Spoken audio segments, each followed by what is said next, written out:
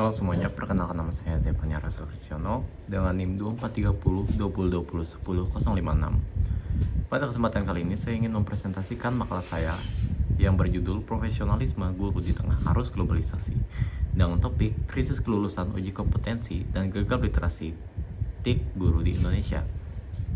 Di sini kita tidak hanya akan bicara teori, tapi saya ingin menyoroti sebuah realitas yang cukup menantang di negara kita, yaitu adanya krisis hasil uji kompetensi guru dan bagaimana sebagian besar pendidik kita ternyata masih gagap menghadapi cepatnya perkembangan teknologi informasi.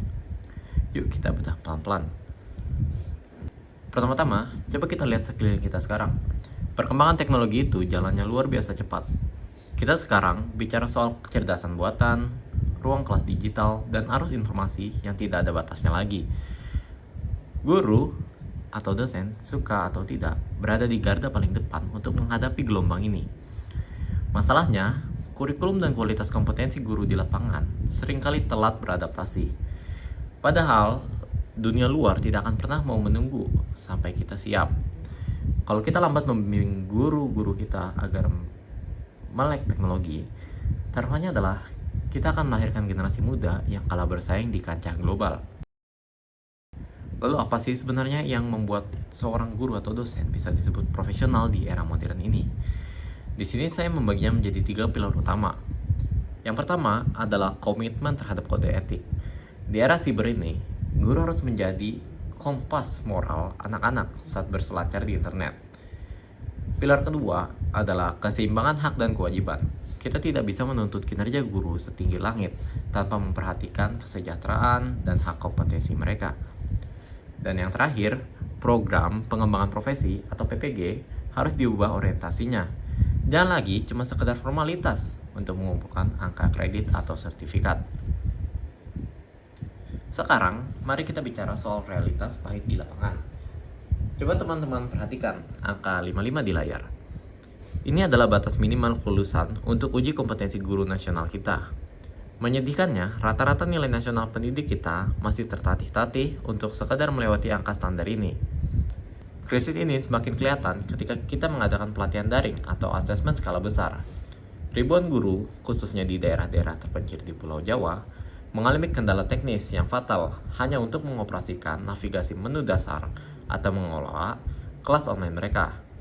Ini masalah yang cukup serius. Tapi pertanyaannya, kenapa kondisi ini bisa terjadi? Kita tidak bisa langsung menyalahkan gurunya begitu saja. Berdasarkan analisis saya, ada 3 akar masalah struktural. Pertama, kesenjangan infrastruktur. Bagaimana guru bisa mempraktikkan mengajar digital kalau laptop saja tidak ada dan jaringan internet jelek atau bahkan tidak ada di daerah mereka? Kedua, skema sertifikasi kita itu terlalu administratif. Energi guru habis terkuras untuk menyusun tumpukan kertas, laporan fisik, daripada memikirkan cara mengajar yang kreatif di kelas. Dan ketiga, masalah kesejahteraan finansial, terutama bagi guru honorer yang upahnya masih sangat jauh dari kata layak. Pikiran mereka terbelah untuk bertahan hidup, jadi sulit untuk fokus mengupgrade diri.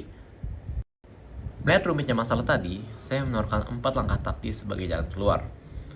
Pertama, ubah skema penilaian kinerja guru.